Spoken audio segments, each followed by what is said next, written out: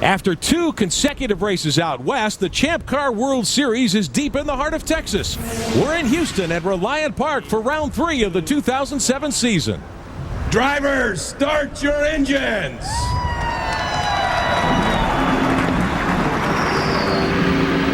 Baseball legend Roger Clemens giving the command here. He'll be watching tonight on Sunday Night Baseball when the Red Sox and the Yankees square off.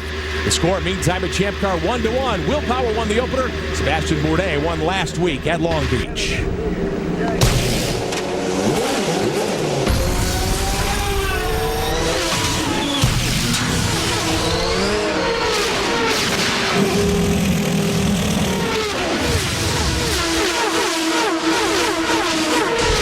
And this well could be the rubber match between Power and Bourdais, who will start on the front row in the Champ Car Grand Prix of Houston. Second consecutive year Champ Car has come here to Reliant Park. Last year under the lights, it was Bourdais the winner, part of a 4-straight streak with which he began 2006. Let's hear about the protagonists today. First to Cameron Steele.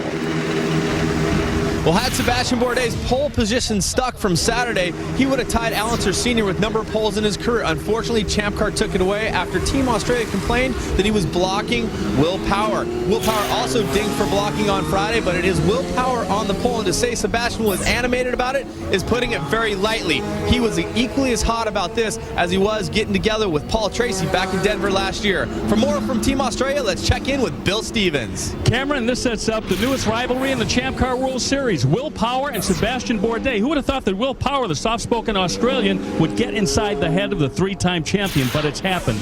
Both drivers are aware of each other, but the big question is today when they race toward turn 1 side by side, will they be aware of each other? Let's go to Michelle Beisner. Today's race is going to be extremely critical for both Mario Dominguez and Oriol Servia of Team Forsyth. Where they end up could very well determine who we see in that number 7 car for the rest of the year, as Paul Tracy states that he's ready to jump back in the number 3 come Portland. Back upstairs to you.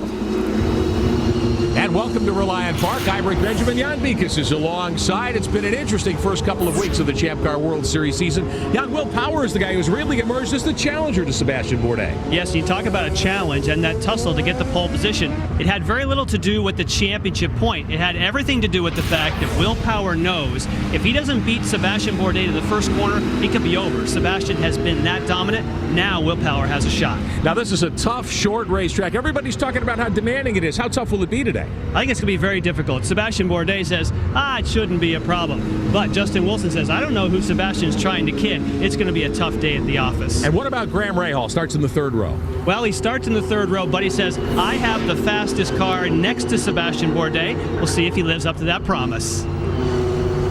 As the field begins its pace laps here at this 1.7-mile layout, our starting lineup, 17 cars and drivers.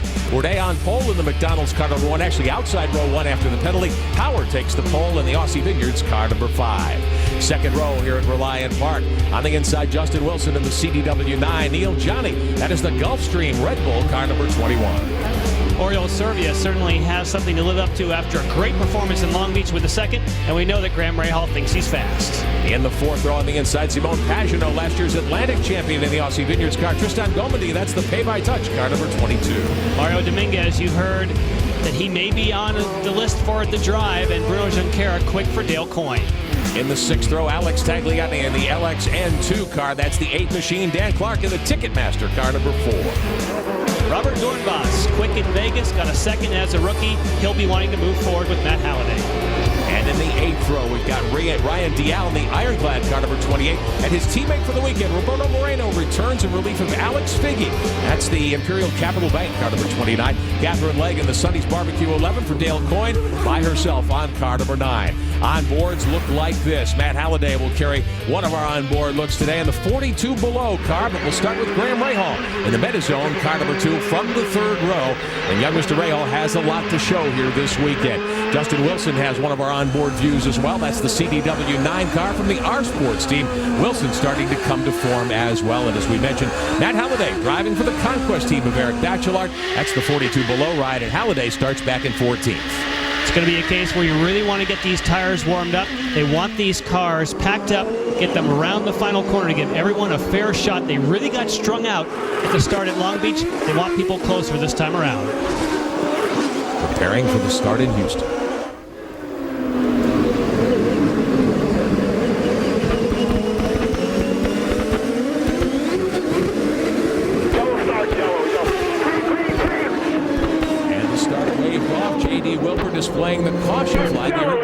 lane green call there. But that was Kenny Seawick talking to Sebastian Bourdais, called it a yellow, and for a brief moment thought it was green. Let's get to Michelle. All right, here with one of baseball's elite, Roger Clemens. Come on, level with me. Are you staying in tip-top shape, getting ready for the Major League? I'm in top shape for driving go-karts right now. I mean, that's what I've been doing the last couple of days, and it's been a lot of fun. But to play Major League Baseball, I'm going to need a couple weeks yet to get going. So what do you think? Are we going to see you in an Astros, a Red Sox, or a Yankees uniform? Well, you're going to cut anything that I don't say right. I hear you're a Red Sox fan, so there's a lot of Red Sox fans and Yankee fans here today. I've noticed that, but I don't know what's going to happen. I know that I'm going to get myself ready, and then I'm going to, probably towards the end of May, I'm going to know what's going on. All right, well, enjoy yourself today. Thanks so much for hanging with us. Back to you. Guarantee of the Rocket will be watching tonight with interest when the Yankees and the Red Sox face off at Fenway. Our Champ Car Grand Prix of Houston race analysis. We're a timed race, on an hour 45. A timed race means it'll be 2 stops. You can do about 35, 36 laps on fuel. This one bit of yellow actually makes it that much easier. You don't have to save quite as much fuel. And the clock has started. We mentioned it's about a 1.7-mile layout, 10 turns, and we expect, of course, the 2 stops here. So Power and Bourdais will get back together, and the second row includes the 9 of Wilson, the 21 of Neil Johnny, and we'll prepare for an official start, hopefully this time around. Tough racetrack. It's a little bumpier. They've smoothed it out in parts. Let's see what happens as Power leads them off the final corner. See if we get the green.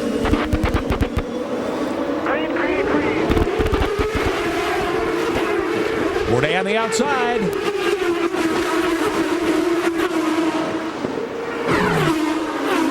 But Power's in perfect position. Oh, Sebastian shortcut the chicane.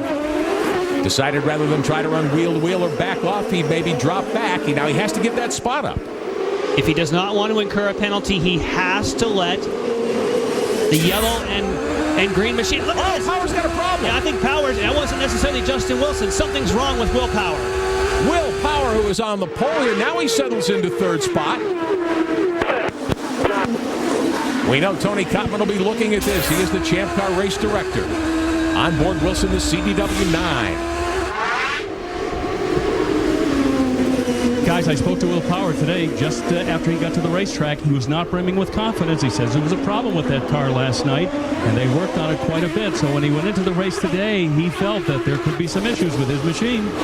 Power had the advantage down into 1. He was the pole sitter. Bourdais jumped the chicane there to the inside of the curb bignon to get around it. On board Wilson here. Just slow getting off the corner. And there was a case at Long Beach where Will Power could not get down into first gear on one of the restarts, and that's why it didn't pull well. Now, of course, we have heavy pressure by Justin Wilson in the CDW machine against Sebastian Bourdais. But again, Sebastian has not given up the spot yet. Sebastian certainly is going to get the call. He has to let and give up some time, which I would assume means he's going to have to let Wilson go by. Scramble back for 4th, 5th, and 6th. It's Neil Johnny, Oriole Serbia, Graham Rahal back there, all packed up behind Will Power. And the Aussie Vineyards car number 5, who was the pole sitter, gave it up on turn 1. Now we understand Champ Car is reviewing the start and the potential jumping of spots, and we understand Bourdais being told. They are telling him he has to give 1 position back. So Justin Wilson is going to get the free pass, and I'm sure that Will Power is thinking, that's my free pass to have, but for some reason he couldn't get off of turn 4. We'll assume that's because he was in 2nd gear. He is 3rd, but he is slow. Well, you guys... And Wilson now taking that spot away from Bourdais, going down into the chicane again. So put Justin Wilson up atop the leaderboard in the CDW 9 car.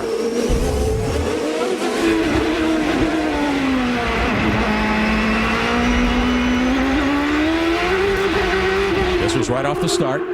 Sebastian feels as though he's not going to be able to make the middle of that. Nice clean. There's a couple other cars. Bruno Junqueira, another one through the shortcut, and ultimately Sebastian Bourdais probably did the right thing. He was not going to beat Will Power. Will Power had the position in the corner, didn't want to run the risk of making contact, and really he's only given 1 spot. Now he has to chase down Justin Wilson. And we understand from race control, Champ Car officials say the order is correct. So Wilson is the race leader in the CDW 9 car. That's the red and white machine. The McDonald's car, the yellow and red car of 3-time champion Bourdais right behind him, and Bourdais applying heavy pressure to Wilson here. I expected it would be Will Power that would out-drag Sebastian Bourdais to the first corner, but Justin Wilson has really taken advantage of this. You guys, one thing I definitely want to point out is that Sebastian Bourdais started on sticker reds or brand new red tires, and Will Power definitely made a point about talking about that and how quick he thought Sebastian would be. Well, tire choice is critical at a place like this, and Power on the reds to begin. The Bridgestone alternates, a little bit softer, generally a little quicker, but here the advantage hasn't seemed as definite as what we'll see later in the season yet. No, but it's a case where this thing hasn't shaken out yet. It's going to be very interesting once everybody gets in the groove and we find out how that shakes out. Guys, this is the second time that these racers have been on this particular tire. This is the same red that they ran in Las Vegas. They had a different red in Long Beach. Now they're back to that original alternate tire. Not a great day early for Team Australia, the Aussie Vineyards cars. Power continues to run third. His teammate Simone Pagenaud's already been to pit road. We just use the reds because we're used to saying it in case there are two different tire compounds that are used on a weekend. You are required to use the red sidewall Bridgestone sometime during the race. They traditionally are more grip, but they don't last quite as long. A lot of people like to start on them when the positions are that much easier to gain. Wilson, your leader in the CDW car. The McDonald's machine of Bourdais second. There's Power in the Aussie Vineyards machine. He is third. Neil Johnny runs fourth. Best outing for the rookie pilot in the Red Bull Gulfstream entry. Cameron Steele. Well, I'm down here with Derek Walker, and Simone Pagenaud came in with a punctured tire. But what happened with the whole thing with Will Power there at the beginning? Well, it looked like Sebastian was just playing the game, tried to get by him, but the chicane didn't make it. And, just bypassed the chicane. And then a little while later, he brake checked him. So we lost another place with that. But, hey, it's a long race, Boys will be boys. We'll just keep on trucking. We've got a good car, so we're just going to be there at the end. Derek Walker in his 392nd start, looking for a good result today. Brake checking the case he's calling. When he says a brake check, that means he thinks Sebastian slammed on the brakes. Now Will Power, the pole sitter, shuffled back to third. We'll see if he has anything for Wilson when we come back.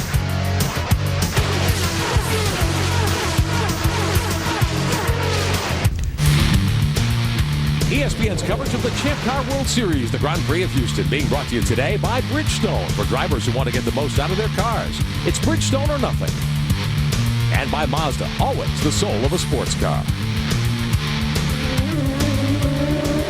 Welcome back to Reliant Park in Houston with Jan Beekes. I'm Rick Beisner, working on lap number 9, and your leader is Justin Wilson. Second to Sebastian Bourdais. Will Power is third. Well, we've got a few laps on the board. Now let's get a look at this place, Jan. A tight 10-turn layout.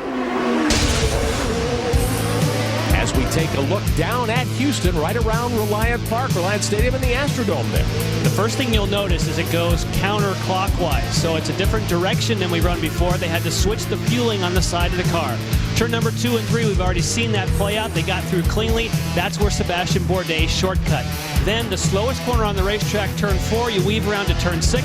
Great place to pass. And then a little rhythm section, working back to the start-finish line again. Some high G-forces right in the 9 and 10 area.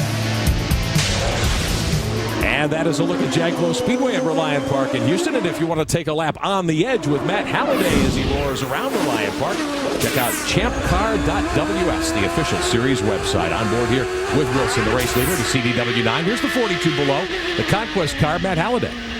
And Matt Halliday has a 3-race deal, so he is going to be pushing really hard this race to be sure that he stays on board for the season.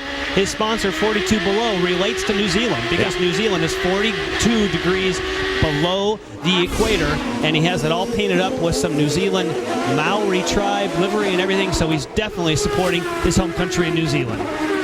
Well, Justin Wilson, certainly the beneficiary of that second try at the start, and a little bit of controversy as they dove into turn 2. Now here's the battle for fourth. Here comes Serbia. I think he's got him. Oriol Serbia and the Forsyth Index 3 car outbreaks Johnny. It looked to me at first as though he left it just a little bit too late, but Neil Johnny is acting. Yes, I think Neil Johnny has got some trouble because he let him through awfully easily, and we saw some brake lockup, so Johnny's struggling with that car.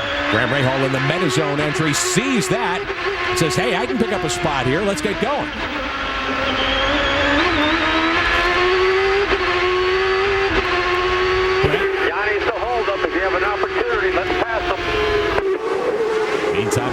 Bourdais starting to put heavy pressure on the 9 of Wilson. On board the CDW car.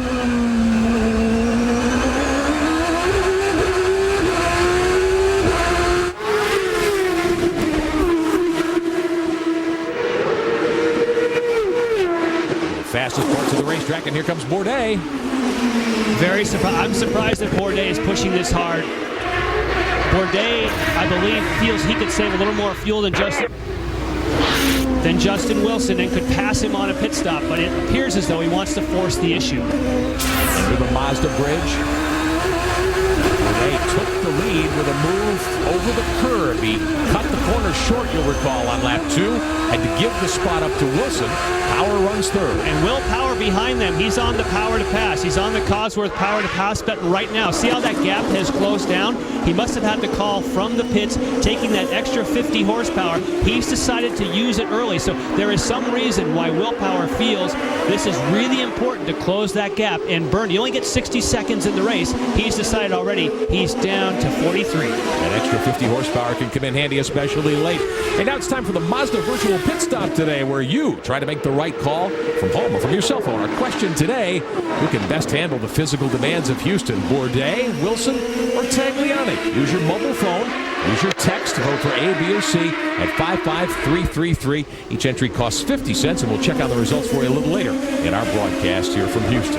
And Justin Wilson is not only going to have to handle the physical demands, he has to handle the mental demands, because he's got the 3-time series champion putting serious pressure on him. Wilson, 3 career wins in Champ Car. Won last year at Edmonton, his only victory on the season, and he's struggled. Talking to Bourdais, here it comes. And Bourdais takes the lead from Wilson. Wilson right back at it.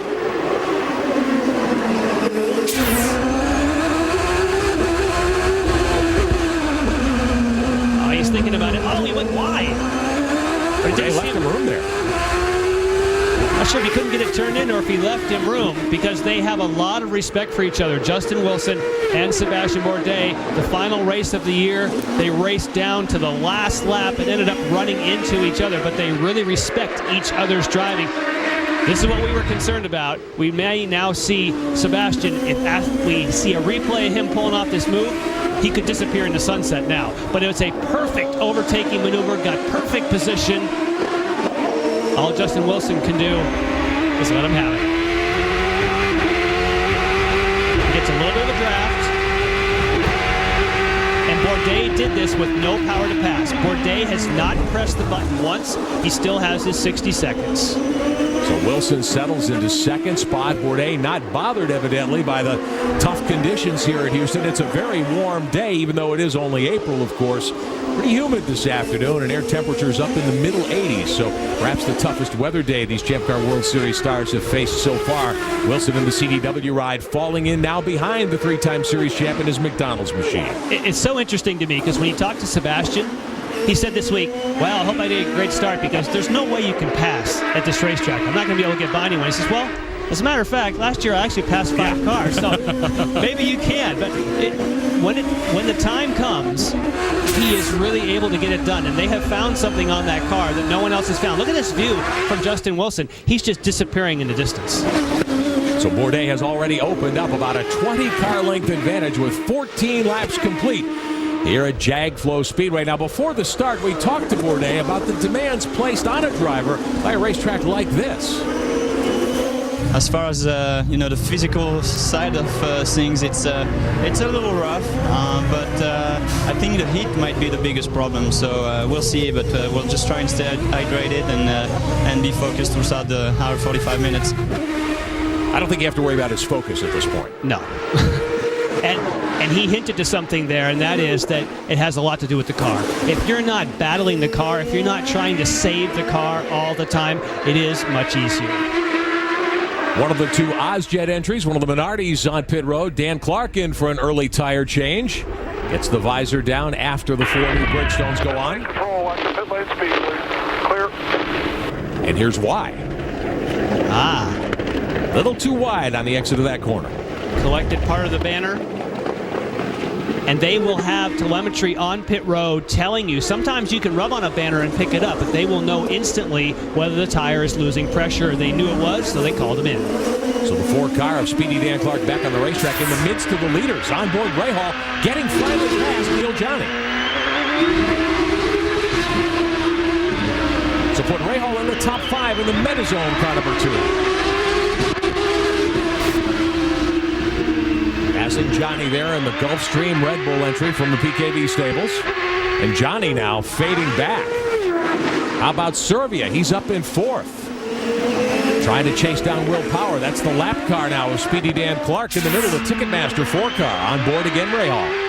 Graham will now have an opportunity with clear track ahead of him to see what he can do.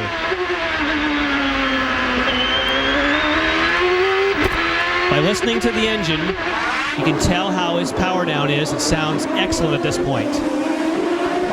As we see Johnny in 5th position now. Michelle? Hey, I'm here with Jimmy Vassar. Jimmy, you've got two rookies, which is unique, and they've both proven to be quick. What have you done to help them along? I do what I can right now. Seems like Neil's falling back. I don't think anything major wrong with the car. It's probably something we could probably try to adjust out of it at the pit stop. You know, it's just a learning process. Every racetrack, everything's new for him, so I just try to help out what I can. Jimmy Vassar, of course, the 96 Champ Car World Series champion, one of the owners of the PKV team. Graham Rahal moving up to 5th. Johnny getting dropped back to 6th there in that yellow and blue car. That's the PKV entry, the 21, the Red Bull Gulfstream car. Sebastian Bourdais, the 3-time series champion, won here a year ago, and he is your leader at Reliant Park, JAGFlo Speedway in Houston. When we come back, we'll find out about Neil Johnny, whether he's going to be able to get that car pointed in the right direction. All of us were shocked and saddened by the tragedy that happened on the campus of Virginia Tech earlier this week. The Champ Car community observed a moment of silence before the start today.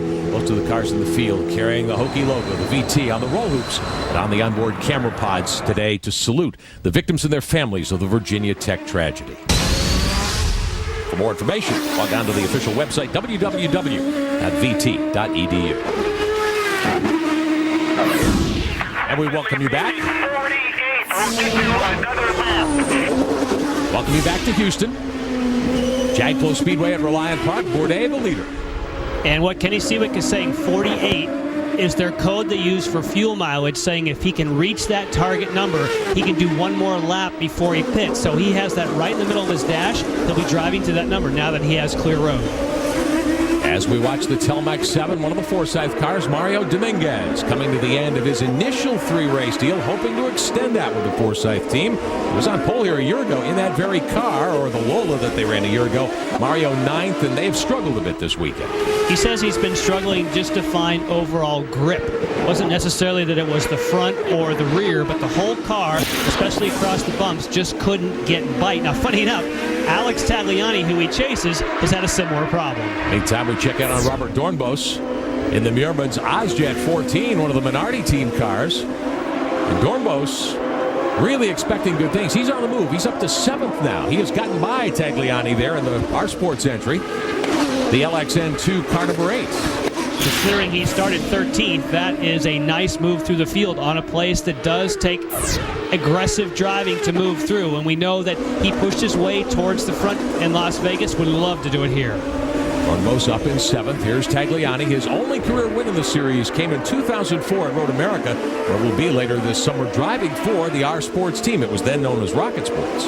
LXN2 you see on the side of the car, that's just an abbreviation for Lexington Nitrogen. N2, of course, being the code for nitrogen, so they're shortening the logos. Let's get the camera. Well, I've caught up with Paul Gentilozzi, the owner for Alex Tagliani, and you guys are struggling a little bit with the car right now, I hear you talking about? Well, we're just trying to be careful. You know, the Reds are faster, but they do change the front to rear balance of the race car. So now we've got a little bit of a push. He's having to adapt to that, put a little more rear brake bias in it to get the car to rotate. And we're saving fuel. Saving fuel, when do you think we're going to see you guys in for the first round of stops? Well, if you don't save fuel early, you'll have to do 3 pit stops. Right now, we're trying to get that 1.75 miles per gallon to do it in 2 stops with no yellows. We'll see if they can do it with no yellows, Jan. That's an interesting question. They've had a little bit of yellow at the beginning, and I think that's a fairly conservative call. I think that it'll be a two-stop race for certain, but you don't want to have to get every last ounce of fuel on a pit stop. You want to give yourself a little bit of variance so you can do quicker pit stops and just make 2 quick ones instead of having to get every single last drop. He talked about brake bias. That is one of the things you can change in the car, how much braking to the front to the rear. On a street circuit, it makes a huge difference as to how the car turns in. Simone Pagenaud in car number 15 there, trucking along toward the back, 15th right now in the running order. We're at Reliant Park, right outside the Astrodome and the home of the Houston Texans, Reliant Stadium. In Houston, we're at JAGFlo Speedway for the 3rd race of the 2007 Champ Car World Series, Champ Car Grand Prix of Houston. I'm Rick Benjamin with Jan Beekes on pit road. Cameron Steele, Bill Stevens, Michelle Beisner for us all season long, and we're thrilled to have you with us here on ESPN. Race leader Sebastian Bourdais working on a 5.5-second lead, but there's great action deeper in the field. Pagenaud made a very early pit stop with a tire question. And they are trying to work him back up through the field. Chasing Matt Halliday there in the 42 below car for the Conquest team. Halliday shown 13th. Roberto Moreno right in front. Now his first drive in Champ Car in what, 4 years, Jan? Yeah, man, 48 years old. He's doing a great job.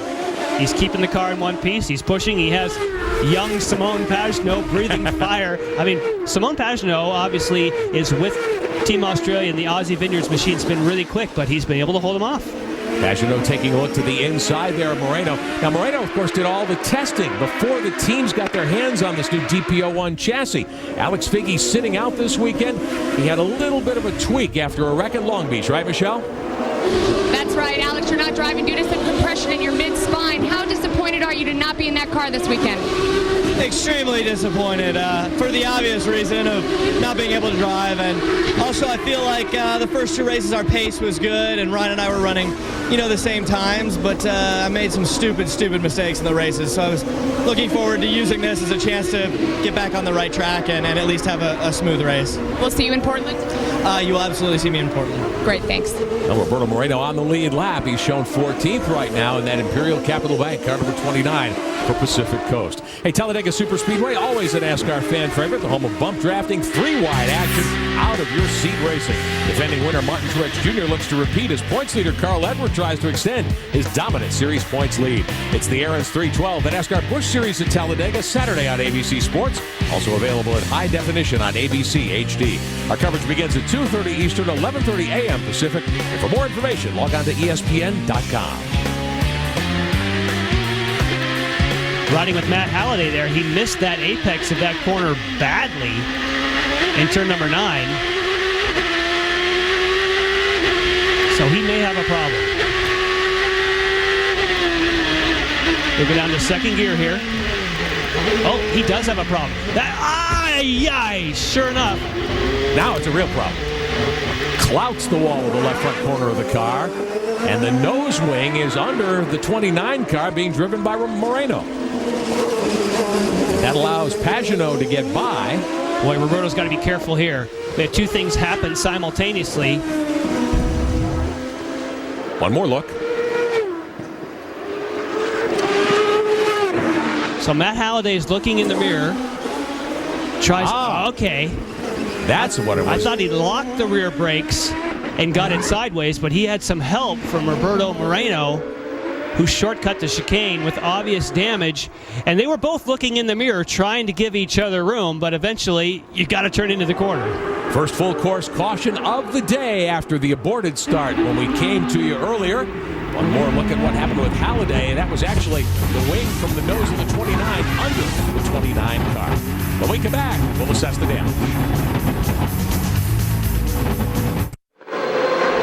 Under caution at JAGFlo Speedway, Reliant Park in Houston. If you want more Champ Car race action, check out Race Director at www.champcar.ws. 6 different camera angles, team radios, live telemetry available to you on your home computer. Alongside Jan Beekes, I'm Rick Benjamin. Field under caution after a tangle between Matt Halliday, Roberto Moreno going down into turn number 2. We were on board with Halliday. We thought it was Halliday's nose wing, and here come the leaders down pit road. Sebastian Bourdais, Justin Wilson. We see Oriol Servia heading down pit road. Graham Rahal, Neil Johnny.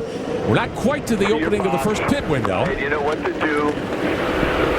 Right right on the mark, Seb. Good stop here, guys. Sebastian Bourdais is into the pits. Slight communication problem. The earpiece fell out of his ear, so he's having a problem talking to his team. Let's go to Cameron Steele. Justin Wilson in. He was complaining of a push, and they put a front wing trying to make that adjustment for him, and he's gone.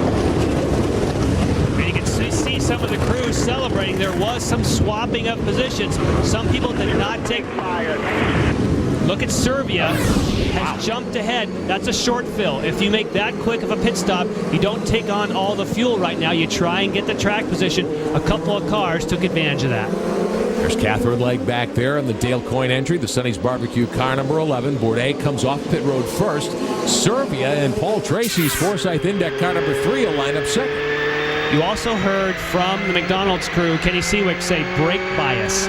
When you fill the car up with fuel, it changes the weight distribution, so they tell the driver then to change the brake bias so it's what it needs to be on a full tank of fuel. As we're on board with young Mr. Ray Hall, the Metazone entry next Sunday on ESPN2. Defending series champion Sam Hornish Jr. hopes to repeat last season's win at Kansas Speedway. It's the Kansas IndyCar 300 on ESPN2 next Sunday, 4:30 Eastern. More information at ESPN.com. Under caution, many teams have stopped. Bill, what did you see?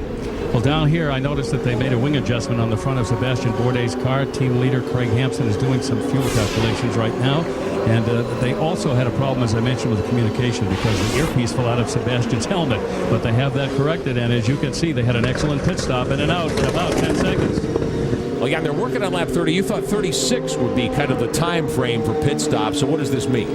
It means that they'll have to save a little bit of fuel, but it also depends on how long this yellow is. Because for every lap of yellow, you gain a lap that you can go into green. In other words, you burn only about half, sometimes just a third when you run around behind the pace car, as you do when you're up to full speed. Got to get a 2-for-1 discount on these caution laps in terms of fuel economy here. So Bourdais will be the restart leader. He may be dropping back. If he tries to go behind you, just let him. Champ Car is asking for him to go to the back of the pack. They're talking about Tristan Gomendy there in the pay-by-touch 22. Champ Car telling his team, the PKB team, he should be at the back of the lead lap cars. Back to Bill. With Craig Hampson, with Sebastian Bourdais. You lost the pole, trouble in the first turn, you got the lead back. The pit stop looked great. Are things coming your way now, Craig? Well, it's been an exciting day so far. Yeah, we definitely shortcut the chicane there on the start, so it was good to give a position back. We had a debris on the cow catcher there, and we needed to add front wing during the first pit stop, and the inside tire changer had a lot to do, but he got it all done, and we still had the lead, so pretty proud of the guys on that stop, and I think things are going pretty well so far. Shot is Sebastian Bourdais continues to scamper. Now he called it a cow catcher, but there is actually to drive through the pits on this lap, so he'll be coming off. You are the leader. But just underneath the front of the car, behind the front wing, they have a device that is designed to catch debris so it doesn't get stuck underneath the car. They call it a cow catcher, but it did exactly what it's supposed to do. Field getting ready for a restart here in Houston. Oriol Serbia will line up second. Bourdais' teammate, that's Graham Rahal, back there in third. Justin Wilson, Neil Johnny will be the top five after Gomendy does the drive-through. J.D. Wilbur on the flag stand shows the field the one-to-go signal as they cross-start finish. Well, earlier, the Champ Car Atlantic Championship ran their third race of the 2007 season. It was earlier today. It's our Mazdas in motion look back. Rafael Matos in the Sierra car number 6 has been the dominant player. He jumped to the early lead from the pole. Watch this. Ryan Lewis in that green and yellow Team Walker car over Richard Highstand's machine pretty much ended his day. Matos the dominant player. 18-year-old American Carl Skirlong gave chase, but Skirlong brushed the wall with his right rear tire and pretty much ended his bid to chase down Matos. Rafael Matos has won 3 consecutive races to start the Champ Car Atlantic Championship this year. First time that's been done since 1990. If you want to watch this week's Champ Car Atlantic Championship, the Fast Track 100, catch ESPN2 Thursday, April 26th at 5:30 p.m. Eastern Time. The Cooper Tires presents the Champ Car Atlantic Championship powered by Mazda. All the indications are we will see a restart this time by. Now, Serbia, you said, took a short fill. Let's find out. Neil Mickelwright. Well, they're speculating that you guys did a short fill. Were you able to get a full load of fuel there? Almost. We did do a short fill, but we're only talking about maybe a gallon. So strategy playing once again this week? Well, we're just trying to get a little bit better position. We don't have room to do much of a short fill because it would just screw up the rest of the day, but we're close. We'll see how it works out for Oriole Serbia. Top of your screen, you see our Bridgestone running order, also the time remaining in this 1 hour 45 timed event today. Working lap 32, ready for a restart. Green flags up, green. Remember, Serbia might be lighter, so he could be racing here. He also has a full minute of Cosworth power to pass on tap. Single file. A little further back, there's Neil Johnny in the Gulfstream Red Bull car. There's Doornbos in the Ozgen entry. Now he's up to 7th in that 14 car. Johnny is 5th. Will Power, the pole sitter, back to 6th in the Aussie Vineyards car number 5. The tricky part is if you didn't get all the fuel, and as Neil Mickelwright said, and I'm not sure when he says, well, we got most of it, but maybe not a gallon or two, sometimes they're going to play that a little cagey because that was a quick enough stop to where they probably took actually less fuel than that. Do you now go for it thinking there'll be more yellow and just go ahead and burn the fuel? And boy, Neil Johnny is really fighting this car now. Almost caused one right there as he came off that corner. But if you have more yellow, you want to take your light car and you want to stand on it. But if you think there's not going to be more yellow, you have to save fuel if you didn't take as much on during the stop. Well, the track has been changed a bit from 1 year ago. One of the most difficult parts of the course was the chicane that was added during the race weekend. That's gone now. In its place is this complex you're about to see Justin Wilson take the CDW car through. So one opportunity for some incidents may have gone away, but I think we'll see some more cautions here. We had a bunch of them a year ago. Very interesting when we ride with Justin. There's a move. That was Johnny. Will Power, yeah. Yeah, Johnny dropped another spot. He has really been struggling with that car. Power back up to 5th now. The pole sitter starting to make some gains. Bourdais is a 2nd to the good over Serbia. Ray Hall in the Metazone car, 3rd position, 2 seconds back. Before the start, we had a chance to visit with the youngster, the 18-year-old, about the challenge of street racing here. Well, I mean, it's very difficult to get up to speed on the street courses. It's definitely a steep learning curve, but I think we're finally getting there. We've been very competitive this weekend, and hopefully the race will go well. He was kind of talking some trash earlier this weekend, Jan. Well, I don't know if it was trash. He was just saying he was fast. He was saying, I've got the 2nd fastest car, and I should be up there, and I got blocked in qualifying. Everybody got blocked in qualifying, but that is part of what you do. You get yourself psyched up, and it's like it's your race to lose, and everyone else is just in your way. Sure. So it's part of the motivation as a driver is you're just saying, if they would just get out of my way, I'd have the 2nd fastest car. Justin Wilson, meantime, with his hands full. This is for 4th. Will Power back there in the Aussie Vineyards car number 5. Let's get on board the CDW9. Be interesting to find out if they change Will Power's car because he looks much more racy now. Here he comes. Diving into 6. Wilson able to stay in front. This battle is for 4th. Will Power, the pole sitter, gave it up at the very start.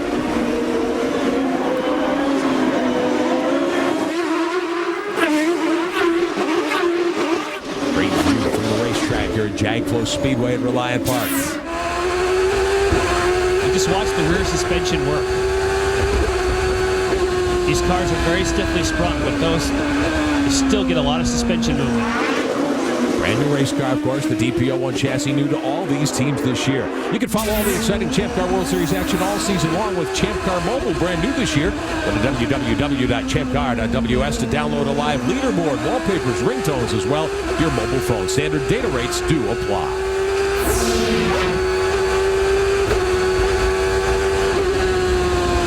Howard took a look on the outside there. But I also think that Justin's saving a little bit of fuel.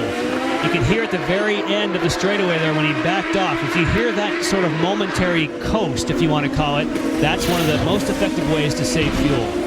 Kind of let it float into the corner rather than slam the brakes. Exactly. It's just before you get on the brakes. I was just talking to Derek Walker, guys, and he said that Will Power isn't necessarily going faster than everyone else, although it looks like he's catching Justin quite a bit. It's just that everybody else is dropping down just a tick, and probably what you're talking about, conserving fuel. So, Cameron, they didn't make many changes. They just think everyone's backing up to them. That's what they're talking about. They say the car is the same, and I asked them because earlier they were worried about when Will was on the alternate tire, they worried he was going to abuse that front right with the mass amount of right turns here, and actually there was no problem. They came out, looked at the Bridgestones, they were very happy with it. There were no orders early and no orders now. They just think that they're getting a little bit more out of the car right now. Yeah, because it was Will Power who was one of the few drivers that was just wearing out the right front, and they had to change the car. That's great for qualifying. That's not so good for the race. And this is a rare road course, and it's run like an oval counterclockwise. So you've got an awful lot of left-hand corners here. So the right side of the car will be loaded quite a bit more than what we would normally see at a typical road course. Meantime, as we watch, we check in the 42 below pits. The Conquest team working on that car. Matt Halliday. Michelle? Here with Eric Batchelor. Eric, tell me what's going on with the car situation right now. Well, it seems that Roberto Moreno tried to pass our driver, and basically he touched him and sent him in the wall. It's a shame because Moreno is an old guy. He should know better than this, you know. And but we're fixing the suspension, and we're going to try to go out again, try to finish our first race of the season because we had some bad luck so far. So. Thanks a lot. Funny to hear Eric say, well, because he raced with Roberto. Sure. Yeah, so he would know. They're classmates, you might say. Roberto Moreno at age 48, getting his first Champ Car start in 4 seasons. Justin Wilson is fourth. We'll see if he can move up when we come back.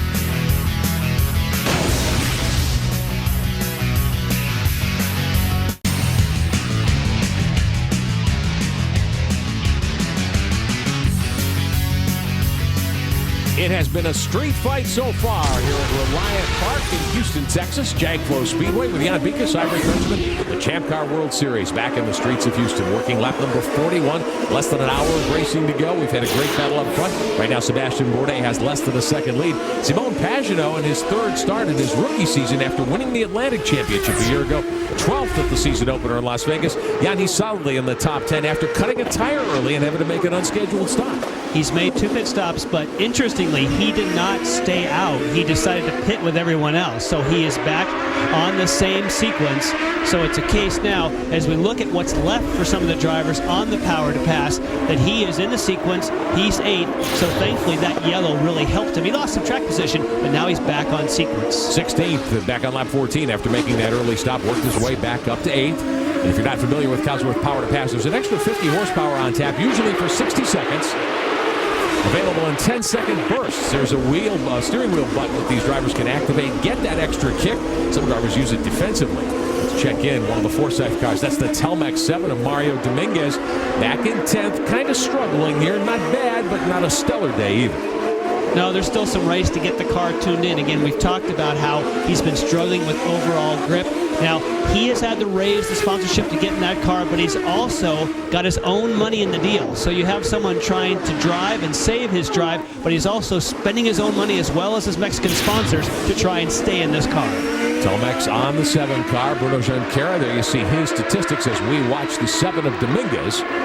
In 10th position here, had his only Champ Car pole here 1 year ago in the Forsyth 7. Now there's the Sonny's Barbecue car, the Dale Coyne entry of Bruno Junqueira. Used to drive that 2 car for the Newman Haas team, now Newman Haas Lanigan. And Bruno back in 9th position, 1 spot in front of Dominguez at this point.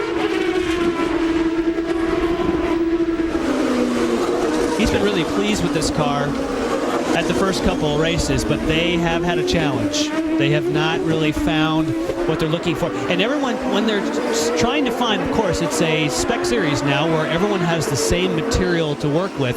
But how you do the springs and the shock, this is a great example.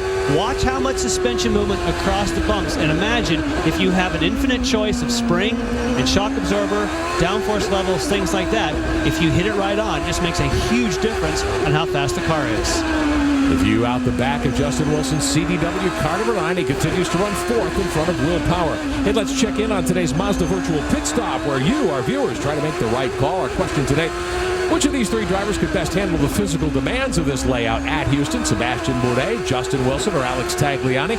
Each text entry costs 50 cents to vote. Text A, B, or C to 55333. It's available on most cell carriers. We'll check in on the results a little later in our broadcast from Houston.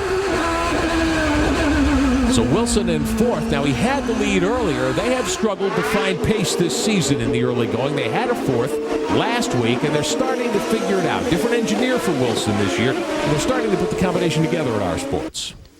Leader is Sebastian Bourdais, won here a year ago, won last week at Long Beach, his third straight win there. But pit strategy has put the Forsyth Index 3 of Oriol Servia, driving in relief of the injured Paul Tracy, up into second spot. And Servia, 1.5 seconds behind Bourdais, trying to chop into that lead. This is how they finished a week ago at Long Beach. Michelle, what's the view down there from the Forsyth team? Well, I'm with Jerry Forsyth right now. Jerry, I've got a question for you. Who do you expect that we'll see in that number 7 car in Portland? Well, at this time, we haven't made a decision who we're going to run in the car. We may have to run 3 cars, because I made a commitment to Oriol that I would run him the rest of the season if he won the race today.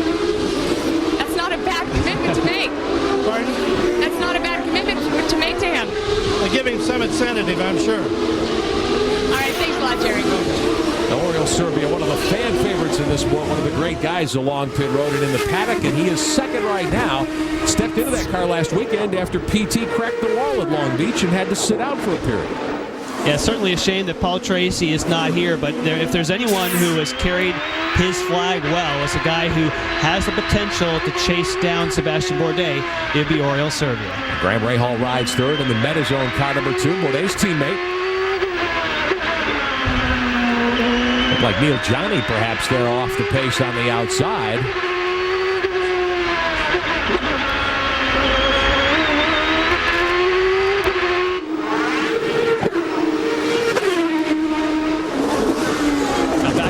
Step. Sorry, Rick, in that we see Oriol now pushing. It's almost like he heard the interview saying, well, now Jerry Forsyth has actually said it on national TV, that if I could win this race, I got this ride for the season. He's starting to push harder, but I worked the numbers during the break and looked at the pit stop times. I think Neil Mickelwright was telling us the truth. He was actually on pit road long enough to where I think he got most of the fuel, and so he's not going to be that far out of sequence. So a little bit of a gamble on the part of the 3 team to see if the cautions fall correctly. Well, here's Wilson in the CDW car number 9. Now, he's Alex Tagliani's teammate this season. They call it our sports. Wilson led early, but he settles into 4th position right now and losing a little bit of ground to Sebastian. Watching behind to see how much pressure he still has from power.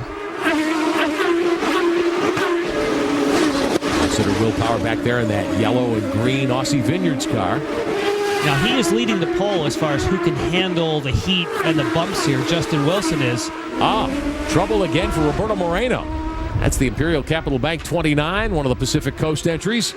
Moreno has spun. He's out of harm's way, it does appear, just past the Mazda bridge.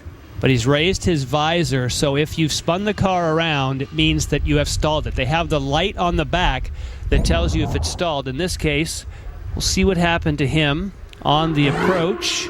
Full course yellow. Ah, yes. That is the old on the brakes with a little too much rear bias at the very same time that you hit a bump while you're turning. And unfortunately, that is what happened. A fistful of steering wheel, but it didn't help much. Full course yellow for the second time this afternoon here at JAGFlo Speedway at Reliant Park in Houston. Champ Car World Series on ESPN. Just about everybody's familiar with the great career of Roberto Moreno. I had a chance to meet him face-to-face yesterday. Very upbeat and delightful guy. Very excited about being out there. And I guess his exuberance was showing yesterday during qualifying when he went 1 lap too many and had his fastest lap taken away. Now that will happen in these cases. Now 47 laps complete. When we come back, we'll find out who among the leaders or the cars that would like to be in the lead group might decide to come to pit road. Welcome back to Houston. Several cars on pit road at JAGFlo Speedway. Alex Tagliani among those cars in that LXN2 entry. Catherine Legge had stopped. Ryan Dial had come in the ironclad car. 28. If you're running near the rear and you have a caution, you just always pit. It's just normal procedure, but there's no way the leaders would do it at this point. Well, Jan, actually, I got a little bit of an update as well on Alex Tagliani. They're having a problem with their fueling rig itself, and they are trying to make sure they got a full load this time. You saw them, instead of using lights or another device to make sure that it's full, they had someone monitoring the fueling rig and tap the fueler on the back when they got the full load. Oriol Servia will restart second. He among the leaders who stayed out on the racetrack, as did Graham Rahal in the Metazone car number 2. Now, Rahal's 18 years old, not even graduated from high school yet. He had an opportunity to kind of take a different sort of science class Thursday in Houston. He visited the Johnson Space Center to train. And then we also have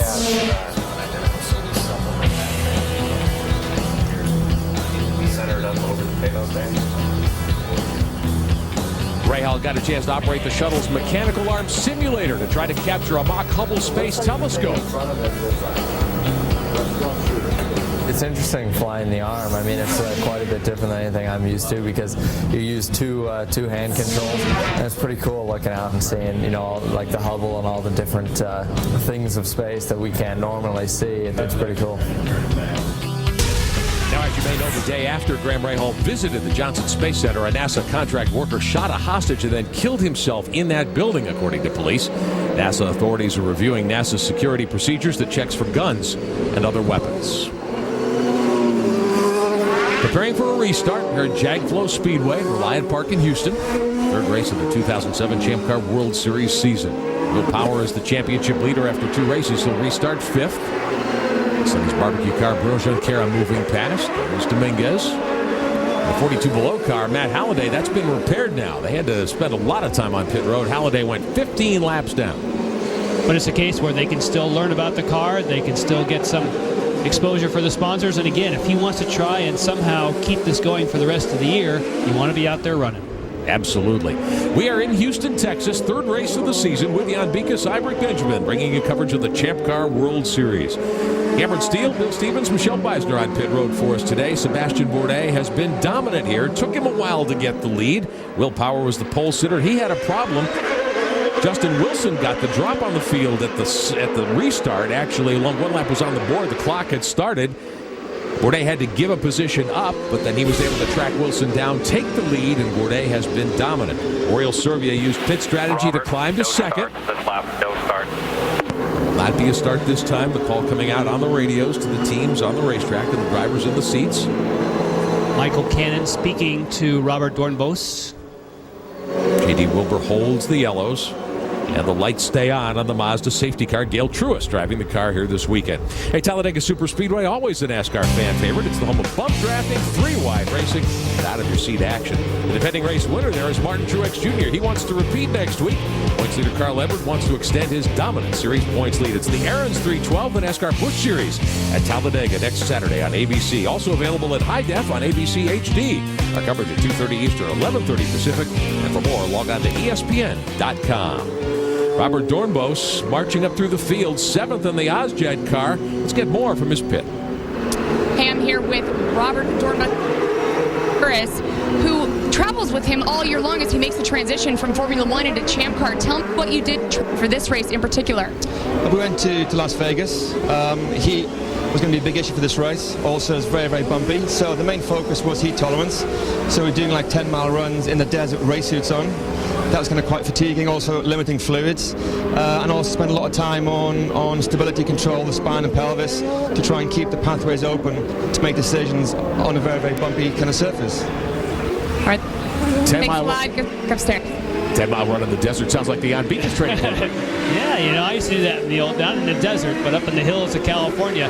That's one of the things. It's very difficult to simulate the heat and a workout in a race car. And sometimes I think running in the desert in the fire suit would be classified as extreme training. Kind of answers the old question about, is a race driver really an athlete? There is no question. You spend some time around these guys and you know they are world-class athletes. No question about it here in the Champ Car World Series. Preparing for a restart, lights out on the safety car. Bourdais leads him to green.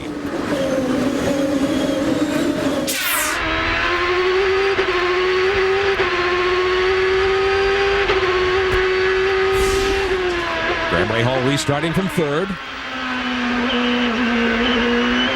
Now he's staying with Servia, but Servia couldn't stay with Bourdais. Hey guys, keep an eye on Graham Rahal's car. He was communicating with his team not long ago. He had a problem with the power to pass. When he pushed it, the car was actually decreasing speed to the pit speed, and he almost gathered it up with Oriol Servia. So if he hits that button right now, it's a question as to whether or not he's going to go faster or slower.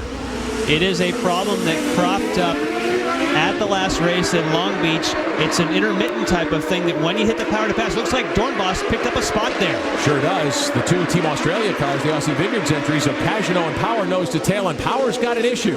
Will Power may have a tire down. No, front wing. Front wing is off. Front wing's gone. He's made contact. And the car goes around, wraps some debris. We see Catherine Lake getting by Alex Tagliani. The LXN2 entry has spun. He gets it, keeps it running, and will pull through one of the runoff areas. He's got to watch it here. Very tight confines in Houston. Tag back underway. You wonder if a piece may have come off of Will Power's car that caused problem behind. He'll now get a new nose cone. Bill Stevens. Will Power is into the pits. They're going to put on a fresh set of scrubbed Bridgestone tires. Watch the fuel man. Watch how he has to delay until all the fuel goes into the car. Usually, the tires and the fuel should pretty much end at the same time the fuel is out, but look at the tires are still not mounted on the car yet. This was a lengthy pit stop for Will Power. My guess is that Justin Wilson might have had some debris. Just leaving the pit behind you. It would not be a time typically that Justin would pit, so one would just assume that there was the debris or a brush to the wall. We'll have to find out for certain. So Power in the Aussie Vineyards car, Wilson in the CDW machine, both back on the racetrack. Now from Justin Wilson's onboard. Aha! Okay, the contact, there you go. We saw obviously the broken front wing for Will Power, and he broke it on the rear tire of Justin Wilson. That will puncture it, and this is prior to that. Okay, so we saw Bruno Junqueira be aggressively moving through, and Alex Tagliani appears to have just spun while racing in a group of cars. I think Power's car already had the damage on it. Here's another look. Big wiggle for Mario Dominguez, and then just appears to be spin on your own. A fantastic avoidance by Catherine Legge, getting through, and behind there's Justin Wilson with a tire going down. No caution. And through all this, they stay green. But Justin Wilson really has his chances today. Take a hit. He is back to 13th after having to make that unscheduled stop. He is on the lead lap, but 13th for Justin Wilson in the CDW engine. So let's reset the top of the field for you. Running order top of your screen. Bourdais is the leader. Servia and Rahal top three. Neil Johnny now back to fourth. Robert Doornbos is up to fifth. So another good run for Doornbos in the Ozjet entry, the 14 car for the Minardi team. Well, he had made his move just in the nick of time because he had just moved past one of the Aussie Vineyards cars, and then all heck broke loose behind. So that was just excellent timing for Robert. Maybe that running in the desert in the fire suit paid off. Around that sweeper, turn 5 here at Reliant Park. Hey, if you'd like more Champ Car Race action, subscribe to Race Director, www.champcar.ws, the official series website. Choose from 6 different camera angles. You listen to team radios and check out live telemetry. It's all available on your home computer at the official website, champcar.ws. Battle starting to shape up here for second. Pressure being applied by Rahal in the Metazone car. Up in front is Servia, the runner-up in the Forsyth Index machine. When we come back, we'll see if the 18-year-old Rahal can take second spot.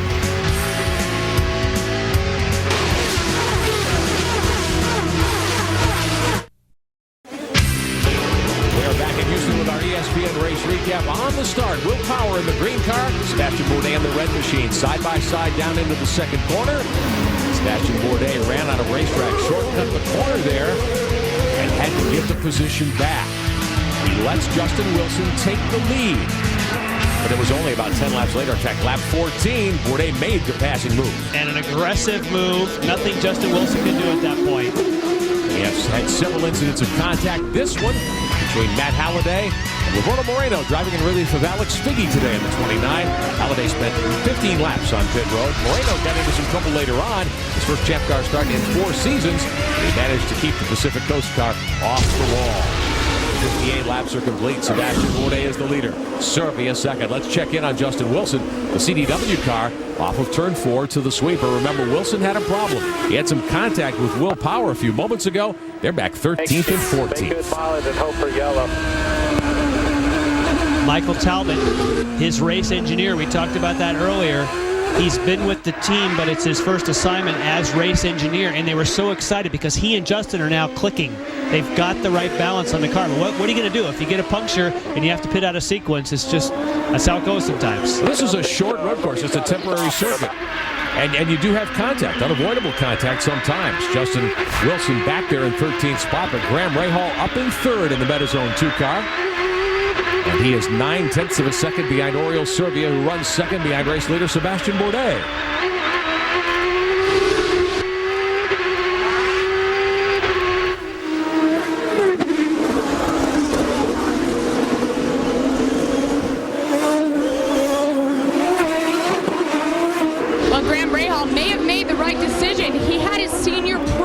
Weekend, but he opted to be racing instead of dancing. And for his girlfriend, he flew her down here so that she could enjoy this. You never know. He could end up on the podium this weekend, and that might be time for celebration. Now, the 5-time winner last season in the Champ Car Atlantic Championship, Graham Rahal, making nice progress in his rookie Champ Car season, driving for Newman Haas Lanigan. I was just talking with John Tazanikis, who's on the radio with Graham Rahal, and he told him, go ahead and go and see if you can get up to, not only get on the back of Oriol Servia, but if you can make the pass. If indeed you cannot, then we'd like you to lay back and conserve fuel. Interesting, because not only are they telling Graham Rahal that, but on the radio, they're telling Servia, go ahead and use some more fuel. See if you can put pressure on Sebastian Bourdais.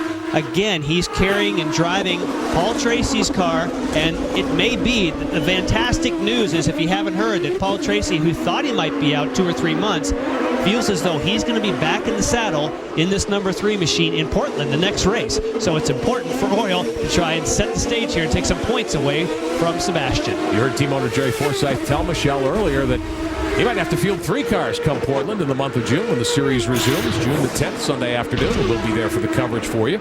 Oriol Servia right now a second, 0.4 behind the race leader Sebastian Bourdais. So he's fallen back just a little bit. Now, interestingly, we've talked about Cosworth power to pass, the 50 extra horsepower that you have on tap there. None of the top 3 cars have used any to speak of. Bourdais and Rahal haven't even gone to the button yet, and Servia shown just 1 second, which wouldn't be a full burst at all. That's when you have confidence. You use the button when you're struggling. That's Neil Mickelwright talking to Oriol Servia. Push, push. They're telling him to use more fuel to try and pressure Sebastian. I'm not sure he has the kind of speed to pass him, but if you get right up behind Sebastian, maybe you'll luck into some type of small mistake, which normally you'd say never happens, but we now know after Las Vegas that Sebastian can make an occasional mistake. That was the one for the decade, maybe, but it does happen at times. Oriol Servia with a lot on his shoulders. Didn't have a full-time ride in the Champ Car World Series coming into the season. Now he's driving the 3. We talked to him about what it takes to win here. I take it more like 10 days ago. I didn't have a job. Now I have one of the best cars on the grid, so I'm just really happy, enjoying my opportunity and having a blast. He is enjoying this ride in second in the Forsythe Index car number 3. Great opportunity for Oriol Servia, who proved his worth as a super sub really 2 seasons ago for the then Newman Haas team when he drove the 2 car.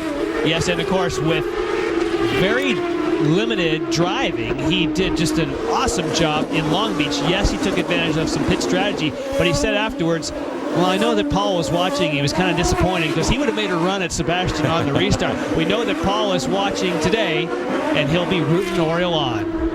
Meantime, the Aussie Vineyards car of Simon Pagenaud on pit road. Pagenaud getting fuel. Get ready. Get ready. Go, go, go. Clear outside. Clear outside. 40 Bridgestone black sidewall standard tires on that race car for Pagenaud. And that is a bit odd because he should have been on the same sequence. He pitted last time when the leaders did. Run hard. And they're telling him to run hard, but my guess is you wouldn't have to pit now unless you didn't get all the fuel last time. Bruno Junqueira spins the Sonny's barbecue car in one of the runoff areas. He keeps it running. Good move by Bruno to keep that car fired up. And Junqueira, who was shown 6th at the time, loses a lot of track position. Tough break indeed. Hey, next Sunday on ESPN2, the defending series champ Sam Hornish Jr. looks to repeat his win last year at Kansas Speedway. It's the Kansas IndyCar 300 on ESPN2. Sunday at 4:30 Eastern next week. More information at ESPN.com. In Houston, Iverick Benjamin with Jan Beekes, Cameron Steele, Bill Stevens, Michelle Beisner on pit road. On board here with Justin Wilson in the CDW car, 14th after that contact earlier with Will Power. Power has gotten by him, so Power is 13th, starting to run a little bit better. And Sebastian Bourdais starting to close in on Wilson to put him perhaps a lap down. And Justin will fight hard. Justin, if Sebastian gets right up behind him, he'll be obligated to let him go by because he's a lapped car. But at this time, if he's ever going to push, Justin Wilson needs to keep about this gap to keep from going that lap down. In case you hit a caution, then he can come around and all things will be good. And let's take a look at what the situation might be here as the clock winds down. We're on lap 65 of this timed event, an hour 45, 32 minutes and a half, let's say, to go. Maybe 30 laps of racing left here. If you're back in the field, would you stop now? You would only stop if you get to the point where you're certain you wouldn't have to stop again. But yes, we're closing in on that timeline. So we may see some drivers like Justin Wilson decide to roll the dice, make a green flag stop early, and try to go to the end. But the one person who doesn't absolutely want to stop is Wilson, because he can't let Sebastian get by. So as much fuel as he has, as hard as he can drive, yes, some other people might duck in, but Wilson is one who just somehow has to keep Sebastian behind and hope for a yellow. He'd be vulnerable at this point. Now, we take a look at the top 10, some drivers we haven't seen in a while as we watch the Red Bull PKV entry, the Gulfstream car of Neil Johnny. Johnny has qualified fourth this weekend. He runs fourth now. He's been up and down in the standings a couple of times, but he's in clean air right now. Fourth in front of Robert Doornbos by about 1.7 seconds. Mario Dominguez has advanced to sixth with the spins we've seen. Bruno Junqueira, of course, spinning just a moment ago. Tristan Golmandi, Johnny's teammate, is up into seventh. Ryan Dial, his best outing of the season, up into eighth for Pacific Coast in that ironclad car. And Catherine Legge has worked her way up to ninth in the Sonny's Barbecue car for Dale Coyne. Interesting that a guy like Johnny and some of these others were really struggling with the cars not that many laps ago, and they've settled down. Yeah. So I believe the track is starting to rubber in, which helps all the cars, and those that were kind of on the edge seem like they've got renewed speed. Well, one of the other things, I think it's early in the season. These are rookies. There was not a lot of testing allowed with these new cars, so wouldn't it be a matter of extra seat time for some of these guys? When you saw the way, and here's the answer, is that Johnny was light on fuel, which is why he was doing those kind of laps, and has to pop in and get some more. Oriol Servia is into the pits. His team manager, Neil Mickelwright, kept cautioning him, watch your pit speed, watch your pit speed. From one set of primary tires to another set of scuffed Bridgestones. The fuel still going in, and he's away with his final scheduled pit stop. Oh, almost contacted with his teammate, Mario Dominguez.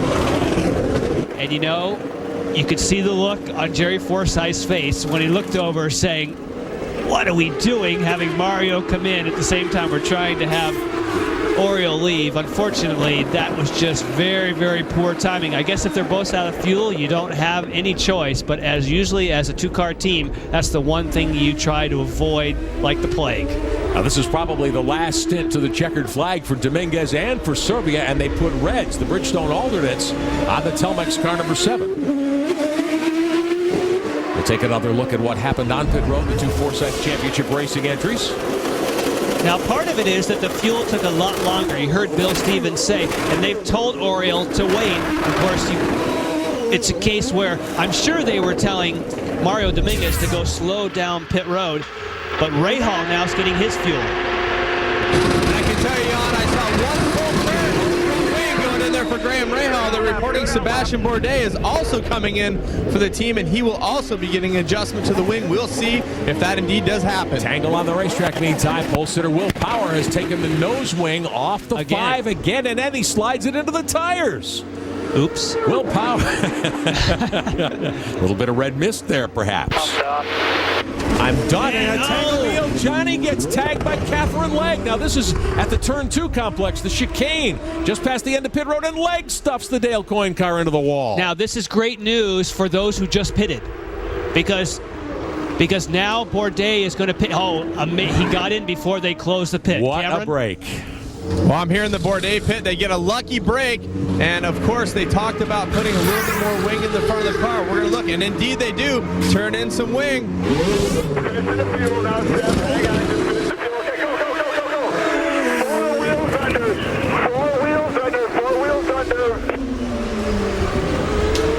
11.9 seconds. That was a quick stop, but Neil Johnny was 4th. when he had the incident with the Gulfstream Red Bull car, and he said he was done on the radio. He has unbuckled and has climbed out of car number 21. So, Johnny, we go full course yellow, obviously.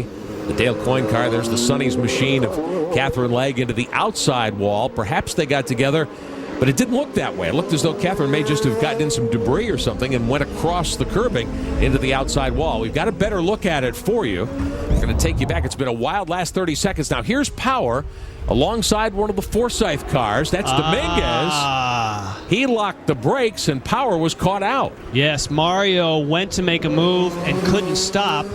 Mario keeps it running, and then when he tried to spin it back around. Now, here's Catherine Legge.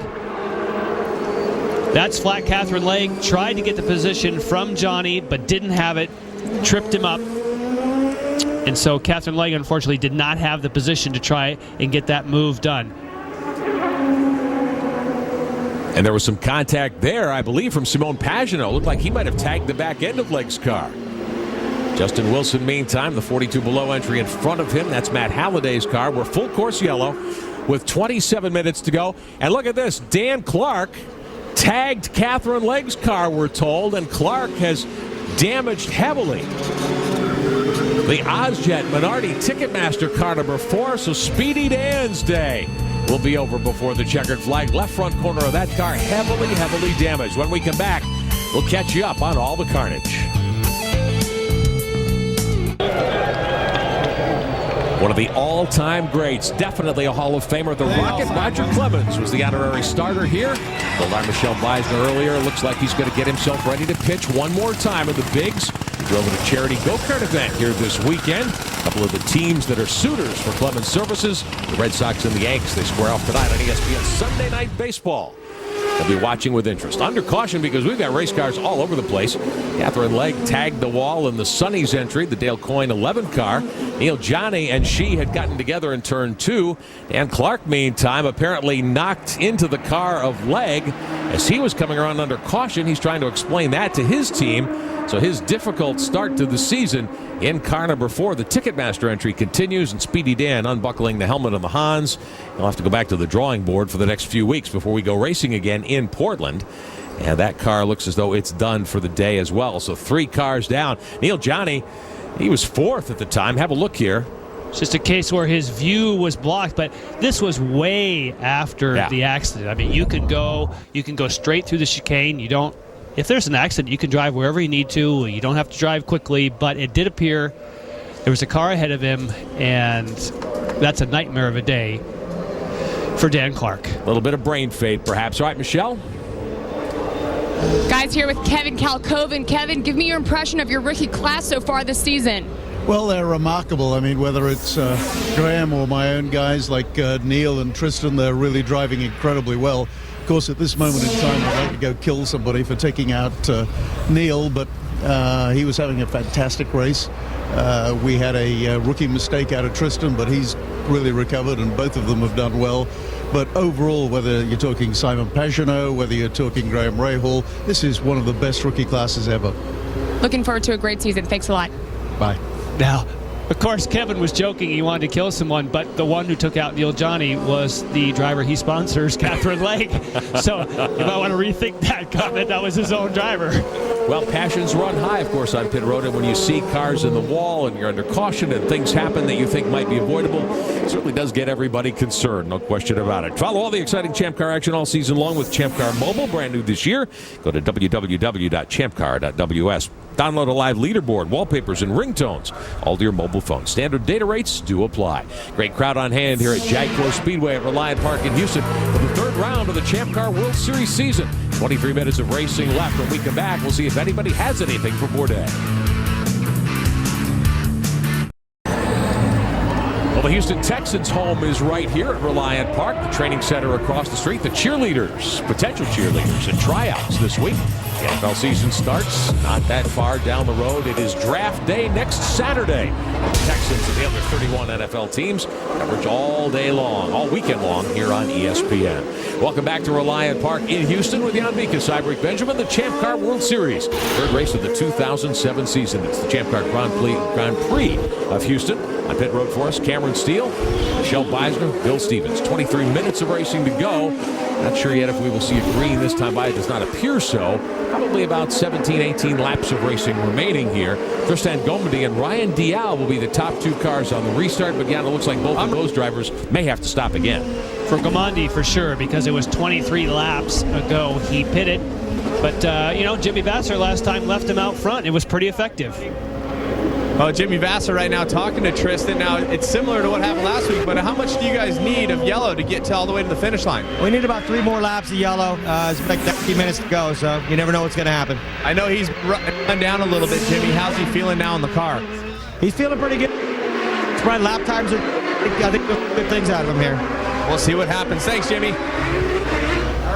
Lights out on the safety car. Should get a restart this time. Tristan Gomendi will restart up front. Sebastian Bourdais second. Ryan Dial did make a pit stop now. Gomendi will stay out there. Graham Rahal next in line. Robert Doornbos, Alex Tagliani stayed out, it appears. We'll check on that. Safety car in, ready for a restart. Clock winding down here in Houston.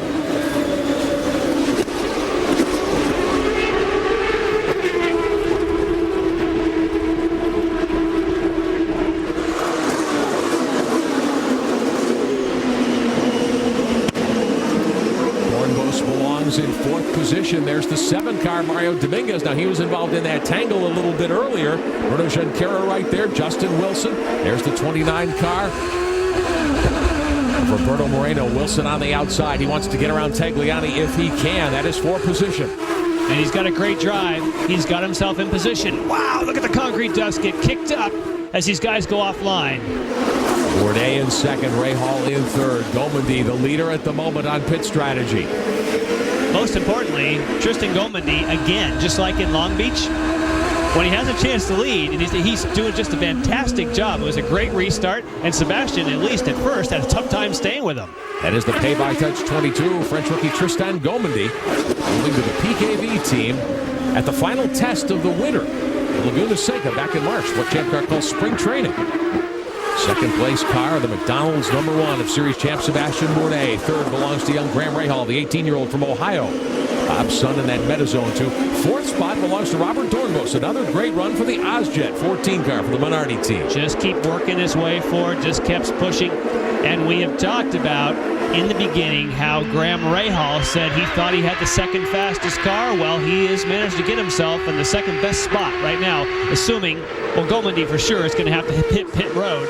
And just a great drive for Graham Rahal, putting this car where he thinks it needs to be. Should be about 13 or 14 minutes left in the event here today, maybe 11 or 12 laps of racing. There is a problem with timing and scoring, and it has just come back with 16 and a half minutes to go. Not a moment too soon. Gomendi is the leader. Bourdais, Rahal, Doornbos, and Oriol Serbia the top 5. So Serbia now, despite that snafu on pit road, when his teammate Dominguez came in as he was trying to exit pit road, he's back up into 5th. P1 is going to try to make it to the end without stopping. That's going to be some phenomenal fuel mileage if he can pull that off. 16 minutes to go, and it's been 28 laps since he pitted. Now, some of those are caution, and the reason that they would tell Sebastian that is Sebastian has to think about the fact, does he want to ride behind Gomendi thinking he's going to pit, or is it the case where he's not going to pit and try and make it to the end? Then all of a sudden he is a true player. Gomendi in the pay-by-touch car enjoying his moments in the sunshine. He's the race leader on fuel strategy. 2nd spot belongs to the winner here a year ago, the 3-time series champion Bourdais in the McDonald's car. They are starting to open it up now over Rahal in the Metazone car #2. Today's Newman Haas Lanigan teammate, and Sebastian starting to draw a beat on his countryman. Look at the difference. When the pits call you and say, hey, by the way, we don't think he's going to pit. Good job, let's go. He's going to get after it quick. He knows time is running out. 15 minutes of time on the clock. We are green. We are green. Bourdais in 2nd. He has led a lot of laps here today, taking the lead early in the race on lap 14. Gomendi by 2 car lengths over Bourdais right now. It's worth saying that Tristan Gomendi has been sick all week, that he barely could hang on to the car in the morning practice yesterday, has been in the medical center, And for a guy like that, under the kind of intense pressure now from his countryman, Sebastian Bourdais, again, 2 races in a row, he's not making any mistakes. He led 13 laps 1 week ago at Long Beach in a similar situation. Speedy Dan Clark behind the wall early, Michelle. Dan, difficult track, difficult day. Tell me what happened out there. Well, I think everyone saw what happened at the start. Everybody was going green, and we had to pit because we had problems, and that wasn't really the fault of the team either. So we went 2 laps down when everyone else went racing. So we just had to pull back from there, and the tires were really good. Bridgestone tires were good. The car was good, and I was holding behind 5th place car there in the middle of the pack. No one was even giving me blue flags anymore. One car in trouble. Then at the end there was an incident, and I came behind Pagino. He popped out, and Catherine's car was there, and there was no warning that her car. All right, difficult day. Thanks a lot. Meantime, here's Bourdais going for the lead on Gomendi. And he doesn't have room. Not yet. We saw Justin Wilson that spun the CDW car there a moment ago. Wilson was 10th. Lost some track position with 13.5 minutes to go. I still don't think that Tristan can make it to the end, but he's making it very interesting. It's good stuff. Bill Stevens. Down here with Mark Johnson, the general manager of PKV Racing. For the 2nd race in a row, Tristan inherits the lead. But the big question, can he hang on to it till the end? Well, Sebastian just tried to put a wheel in on him there, and he held his ground. Unfortunately, we're a little different fuel strategy than they are right now. We've got to stop one more time. So you get him home, we'll be back in the pits again. With Bourdais missed on that pass, the guys down here looked at each other, and their eyes began to get really wide. Cameron? Well, they're saying down here in Sebastian Bourdais' pit that there is an outside shot that Tristan could make it all the way, but he does need quite a bit of caution help. So following up with what Bill said there, on the flip side, Sebastian is good to go, has no conservation needs, and he can go all the way, pedal to the metal, to the finish. On board Ray Hall, the Metazone car. And when Mark Johnson says we're on different pit strategy, we are going to pit. I mean, if they thought they could make it, he would play it cagey and say, well, we're not sure if we can make it. I mean, he was definitive. We do have to stop again, which would make sense. So I'm not sure where Newman Haas got the information and just lit the fire under Sebastian, but I don't think it was accurate. All right, let's check in one more time on today's Mazda Virtual Pit Stop, where you try to make the right call. Your last chance to vote on today's question: who is best handling the physical demands of this tough track in Houston? Sebastian Bourdais, Justin Wilson, or Alex Tagliani? To vote, text A, B, or C to 55333. Each entry costs 50 cents. It's available on most cell phone carriers. Now, I think that Justin Wilson, although he's leading, he's definitely had the biggest challenge. Yeah. He's had a really, really tough day, and so we'll find out when we see him after the race whether he handled it or not. But certainly, the guy with the biggest challenge today, physically and mentally, probably is, in fact, as the poll says, Justin Wilson. 11.5 minutes of racing to go here around Reliant Park in Houston. The Camp Car World Series. We'll find out all these answers.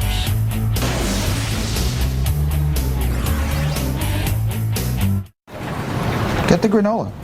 It's like picking a great defensive player like Brian Urlacher. It's smart, it's sensible. You'll never regret that.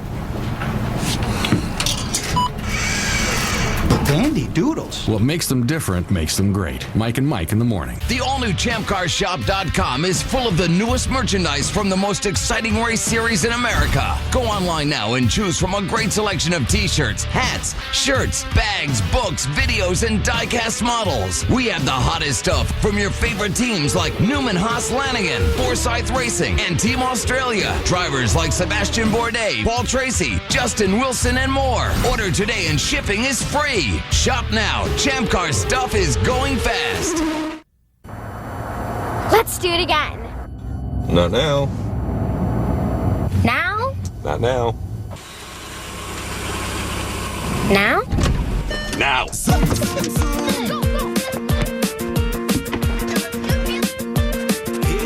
Easy out, easy in, with room for everyone. The all-new Mazda CX-9 crossover SUV. 7 passengers. The Zoom Zoom way. ESPN presents a first-of-its-kind event.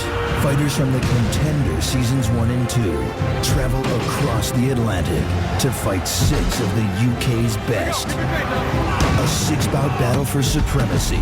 A tournament to decide which nation's team is greatest. International pride is on the line. The Contender Challenge UK versus USA. The 6-part series continues Tuesdays at 9 on ESPN, presented by Old Spice. Well, here in Houston on Friday afternoon, 25 children and their parents from the local Ronald McDonald House got a chance to visit with Champ Car star Ryan Dial, his team from Pacific Coast Motorsports. They had lunch with Ryan and his team at the PCM Hospitality Unit in the paddock.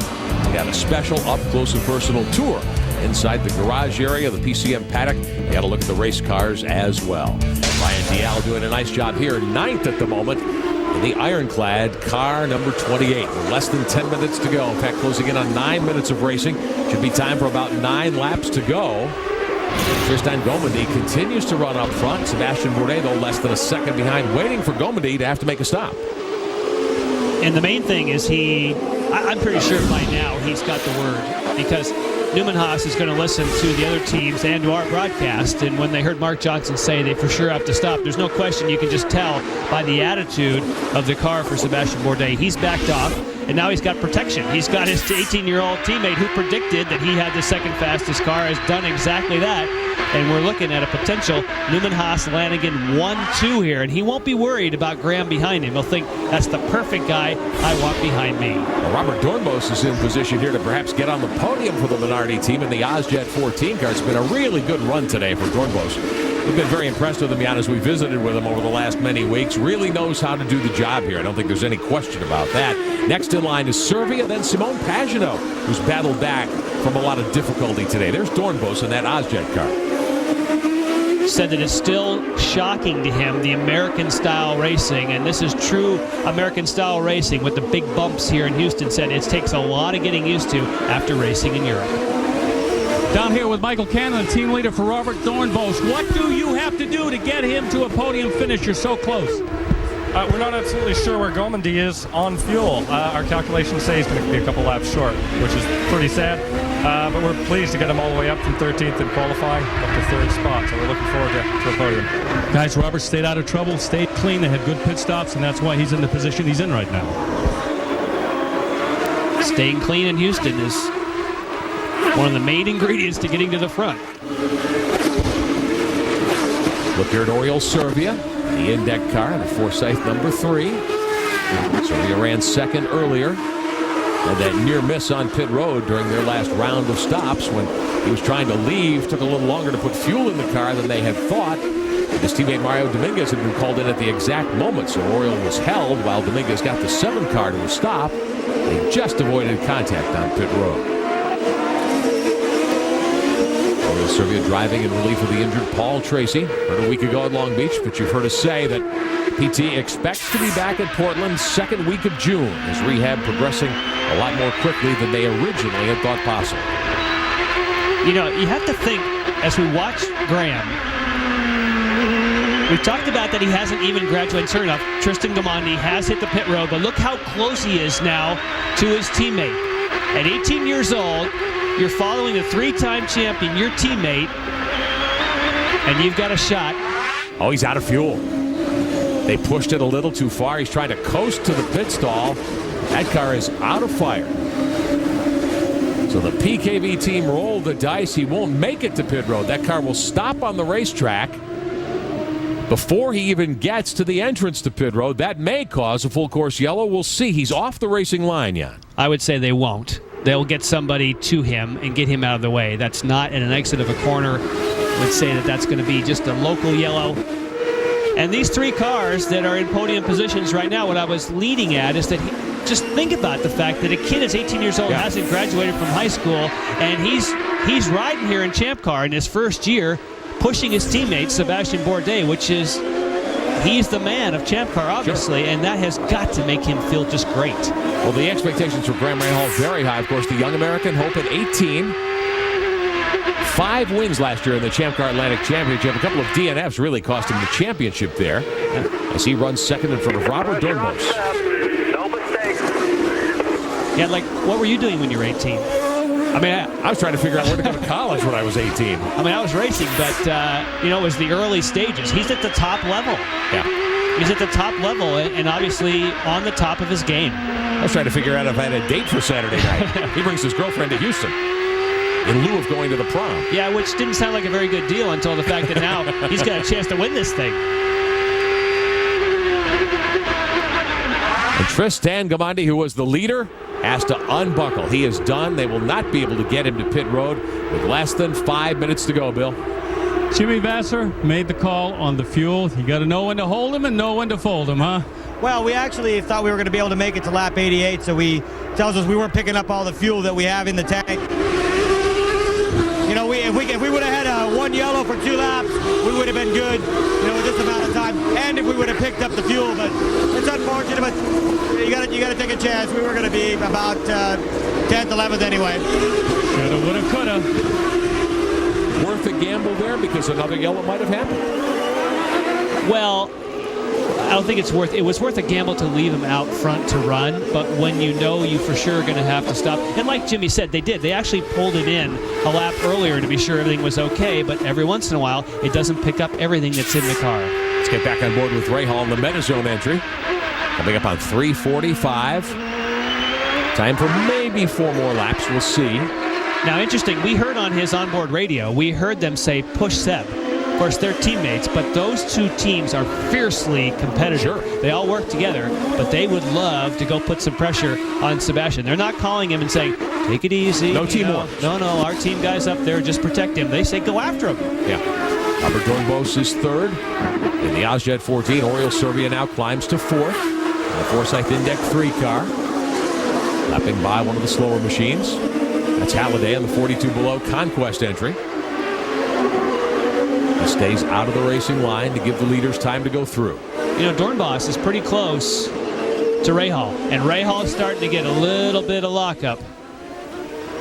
Now, the Houston Metro system runs pretty close to here. I'm wondering if Tristan Gamandi might have wanted to buy a ticket and ride back. He was a long hike from pit road. I thought he was at pit in. He had a long way to go to get back to the paddock area. On board Rahal.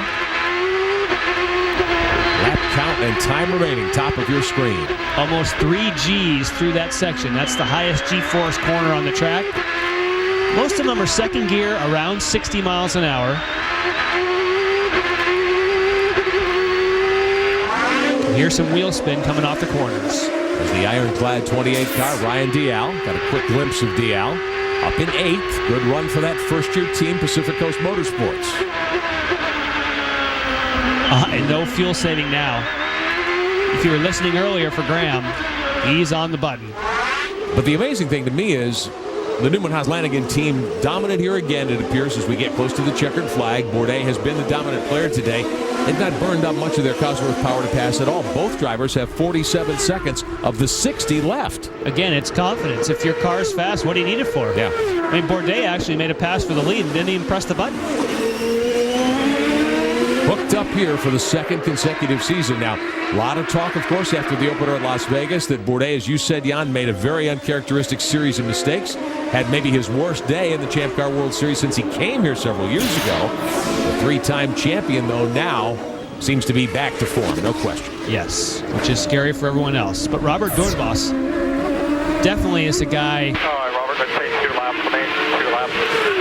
And 2 to go. Michael Cannon talking to him, and that is kind of the key relationship, is when your engineer and the driver click. And of course, Michael Cannon, having done just amazing things last year with A.J. Allmendinger, is doing the same thing with Robert Doornbos. Allmendinger won 5 races on the season, 4 in a row at one point for the Forsyth team, with Michael Cannon calling the shots. And Cannon put the 7 car for the Forsyth team on the pole here with Mario Dominguez a year ago.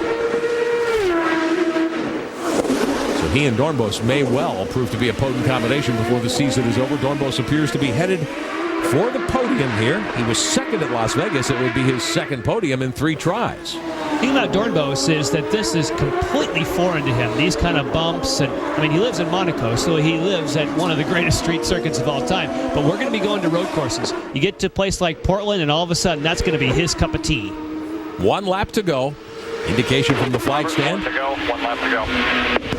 Teams telling their drivers on the radios. 1 to go from J.D. Wilbur, the official starter of the Champ Car World Series. Bridgestone running order, top of your screen. Series gets about a 6-week break before we go race in Portland and then Cleveland in the month of June.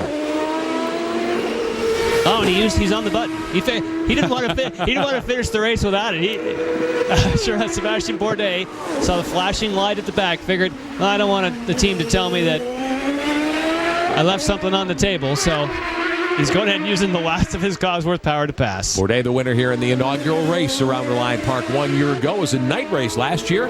He's going to double up here in 2007. He'll be 2 for 3 on the season. Now, Power was the championship leader coming in here, but Power struggling today. He will finish, it appears, 11th. This may put Bourdais in the lead, and Sebastian Bourdais is your winner. The Champ Car Grand Prix of Houston. I guess they know who the fastest car was this weekend now. Little trash talk about the ruling that put Power back on the pole after the penalty to Bourdais. Rahal runs second. Youngest podium finisher ever in Champ Car. As Rahal gets to the top 3 for the first time in his Champ Car career, running second today here in Houston. Cameron Steele. Well, I've caught up with Craig Hampson, and, well, Craig got dinged before the race started. I know you guys were a little frustrated with that, but it proved what the best car was today. Yeah, I mean, we've been very fast all weekend, and Sebastian's been really quick, and honestly, Graham's had a really good car, too. Just saying a lot of little things, again, going wrong. But today, even with the things that went wrong, it all worked out. We proved we had the quickest cars. I'm really pleased the team got a 1-2. It's been over a year since we had one of those. I think we demonstrated how good a driver Graham is, and Sebastian put his stamp on this again, and the points chase is tight again. So this is a good day. Kenny Seawick told me you throw a little adversity at the team and we can overcome, and it seems you did just that. Well, the Newman-Haas-Lanigan team works harder than anybody else out there. They put in the hours, and I think we deserve this one. There you have it from Craig Hampson.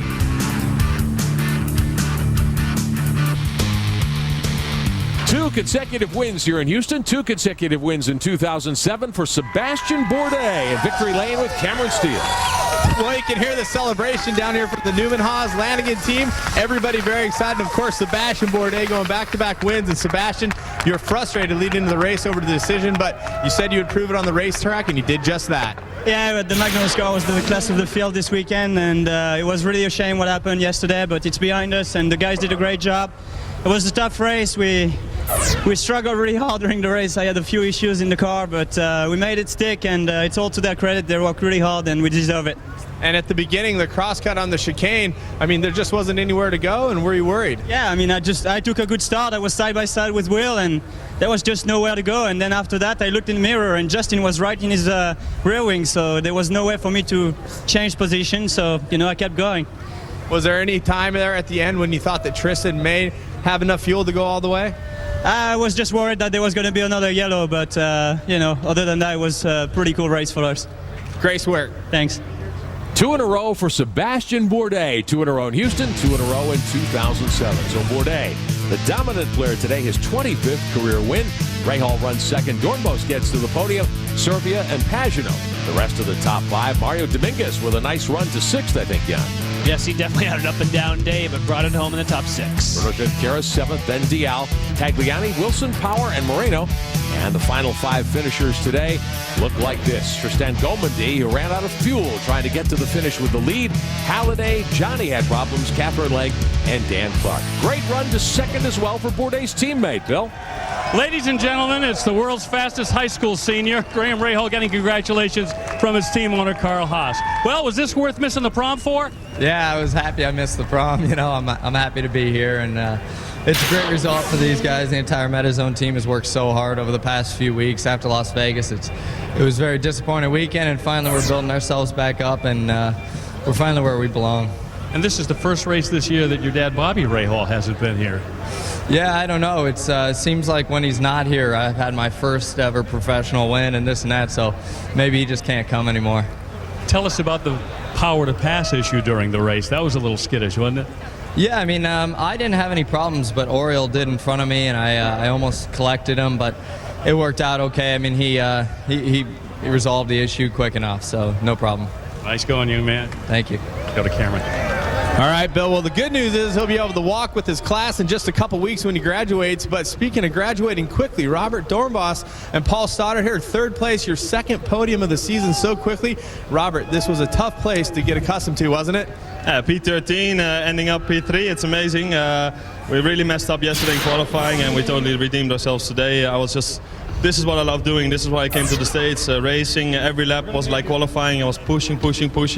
And Mike, my engineer, and Rob, strategy guy, did an amazing job. And they said, continue like this, and we'll pass the guys in front. And that's actually exactly what happened. So. He talks about his engineer, Michael Cannon, 5 wins last year. He's looking for one this year. I'm going to throw it directly over to Michelle Beisner. All right, here with Oriol Servia, who had an impressive 2 weeks. You finished in the top 5 in your first 2 races and under some pretty special circumstances. Tell us about your day. Yeah, I mean, it's great result. Some good points, but it's just a little disappointed because we really had a shot. I think podium for sure, and maybe something for Sebastian. But we had just bad luck when we came into the pits and it was time to go out. Mario was just coming in, so we had to wait. I mean, not his fault or our fault. Just it didn't happen for us, and we had to wait. But anyway, just as I said, good points, good weekend, and just happy to be there one more weekend with Forsyth. Thanks a lot. Congratulations. Back to you. Oriol Servia, 4th here today in the streets of Houston. Well, the Rush-Trans Rookie of the Year prize, one of the big honors that all 8 Champ Car rookie drivers will be gunning for all season long. Graham Rahal took a giant step today toward claiming those season-long honors by getting to 2nd youngest ever podium winner in the Champ Car World Series at age 18. Robert Doornbos, also a rookie, on the podium, so 2 of 3 spots in the top 3 go to rookie drivers. Simone Pagenaud had a very up-and-down day, as Jan referenced earlier. He ends up 5th today. He, of course, one of the rookie contenders as well. Pagenaud was 16th at 1 point. So a great run for Pagenaud in the Team Australia Aussie Vineyards car. A reminder that the Champ Car World Series continues with round 4, Sunday, June 10th, 4 o'clock Eastern on ABC Sports with the Champ Car World Series Grand Prix of Portland presented by Joe's. It was a wild one here today, but Sebastian Bourdais staked his claim to the streets around Reliant Park. JAGFlo Speedway belongs to Bourdais one more time. Rian Beekes, Cameron Steele, Bill Stevens, and Michelle Beisner. I'm Rick Benjamin. Once again, the winner of the Champ Car Grand Prix of Houston is Sebastian Bourdais. Hope you've enjoyed our coverage today. We'll say so long for now from Houston, Texas. This has been a presentation of ESPN, the worldwide leader in sports. Coming up next, it's the Contender Challenge presented by Old Spice as the United States faces the United Kingdom from Newcastle, England.